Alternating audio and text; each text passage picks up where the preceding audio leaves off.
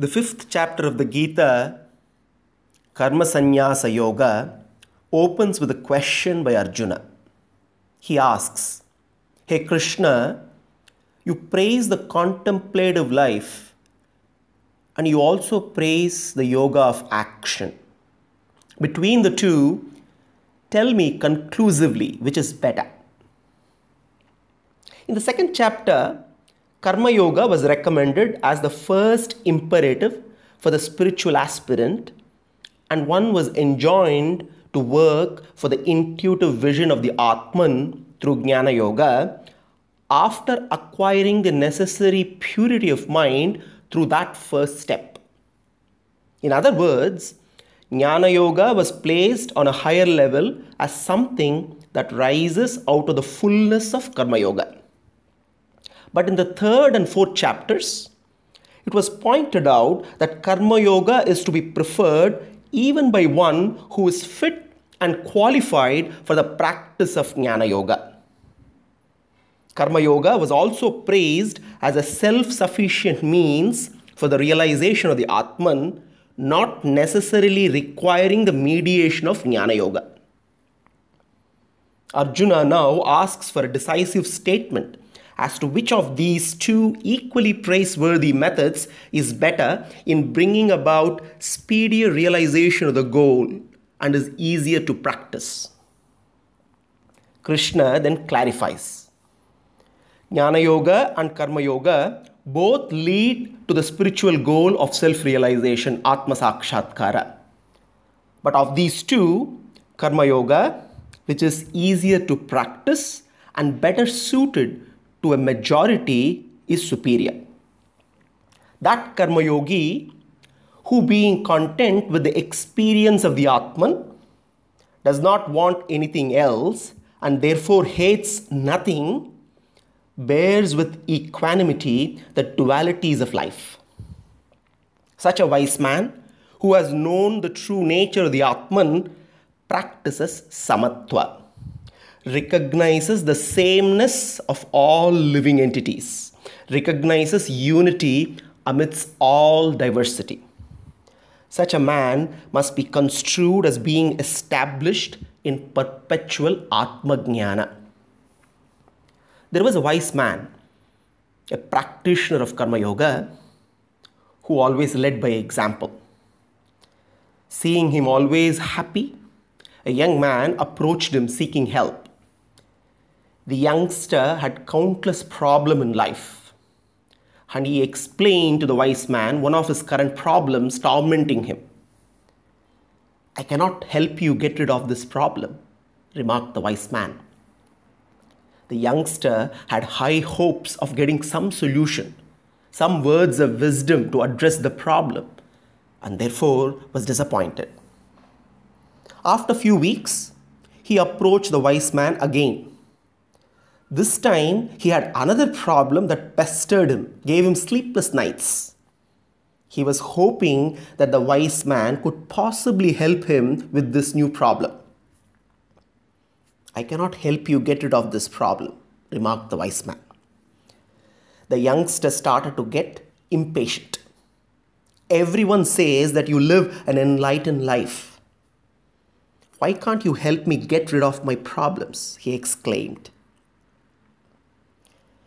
"In the last 1 year, how many problems did you have?" questioned the wise man. Taking his time, doing all his counting, the youngster responded, "Almost 50. Then in a calm and composed voice, the wise man spoke. "You will always have problems in life. One will go and another will arrive. I cannot help you get rid of your 50 problems.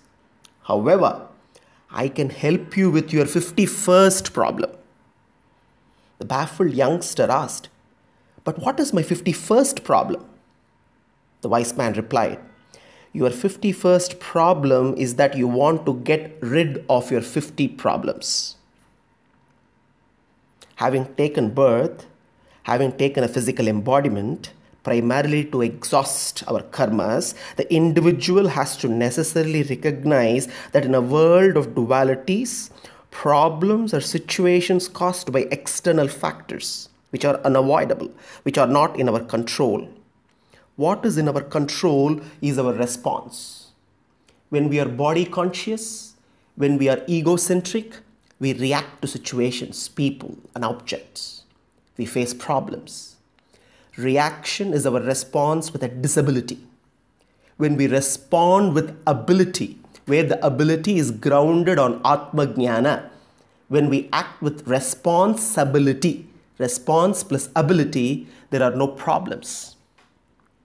When established in Jnana, that is, when one is constantly guided by the knowledge of the true nature of the Atman, one easily raises above the dualities of life, joys and sorrows, successes and failures.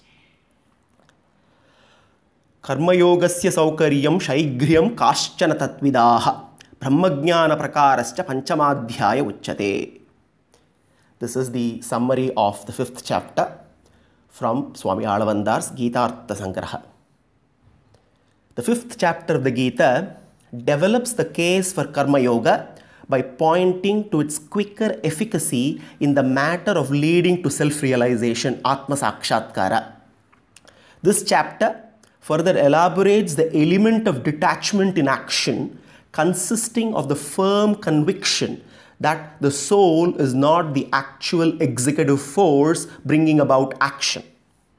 Sri Krishna also determines in this chapter in clear terms the exact nature of the knowledge that emerges out of the practice of Karma Yoga. The nature of the individual soul, the Atman, in relation to action performed, and the chief features of Karma Yoga are also reaffirmed in appropriate places in this chapter to round off the theme of Karma Yoga into a completed whole. Krishna concludes this chapter by highlighting the ease of practice of Karma Yoga.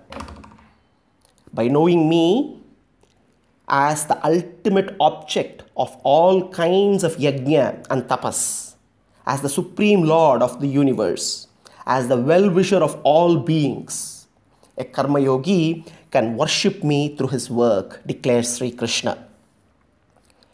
Everyone is happy to please a friend and a well-wisher. Once the awareness of Bhagavan being our best friend and being our only true well-wisher, when this awareness dawns, actions become spiritualized. Our duty is consecrated. Every duty, every action gets transmuted into a joyous service of Bhagavan.